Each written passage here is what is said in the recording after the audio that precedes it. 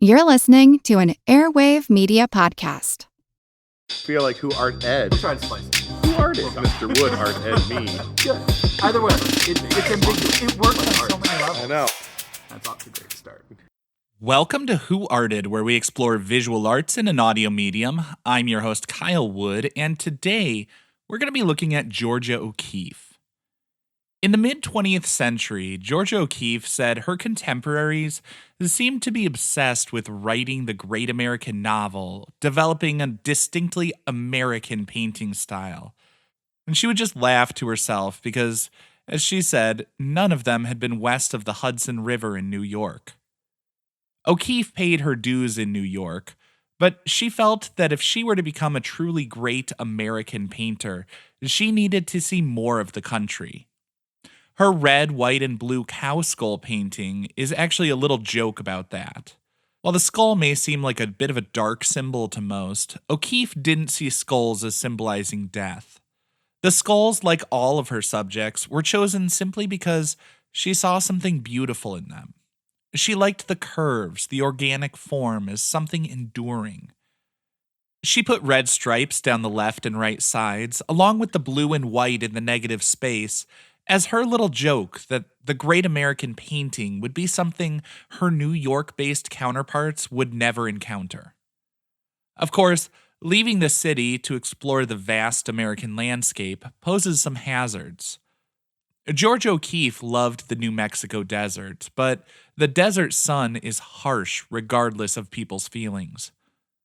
Much like the Impressionists of the late 19th century, George O'Keeffe was known to enjoy painting outdoors, surrounded by the nature that so inspired her.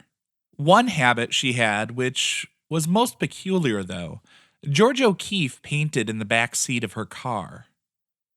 She would drive out to the desert and convert her Ford Model A into a mobile studio.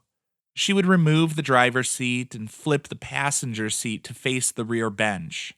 That rear bench would serve as her easel as O'Keeffe painted the New Mexico landscape.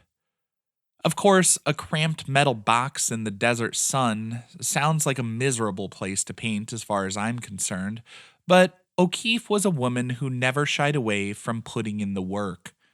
I think one of the most wonderful things I've read about O'Keeffe is that she was also generous in her support of others who were trying to work their way up in the difficult art world. Yayoi Kusama is one of the most celebrated contemporary artists on the scene today. But long before she was world famous, Kusama was a young woman in Japan who dreamed of coming to America to pursue art. Kusama wrote a fan letter to one of her favorite artists, George O'Keeffe. O'Keeffe not only wrote back, she gave her advice on how to navigate the art world. She even arranged to meet Kusama when she came to New York. George O'Keeffe was a relatively private artist.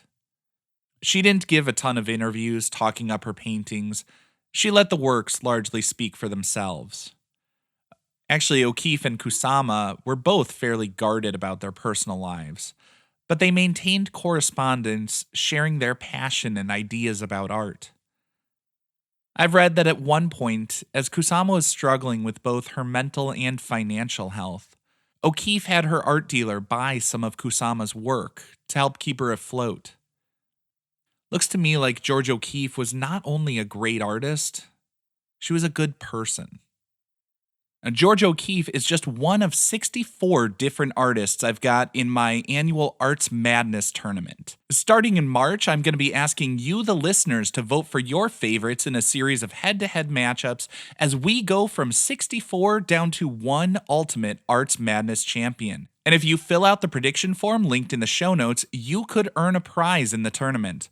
Remember, I'll be using all my ad money for the month of February to send out prizes for the tournament, so the more you listen, the more I can give away. This concludes this week's episode of Who Arted, part of the Airwave Media Podcast Network. If you found this tolerable, please leave a rating or review on your favorite podcast app. You can find images of the work being discussed this week and every week on social media at Who Arted Podcast on Twitter, Instagram, and TikTok, and of course on the website whoartedpodcast.com. Podcast done.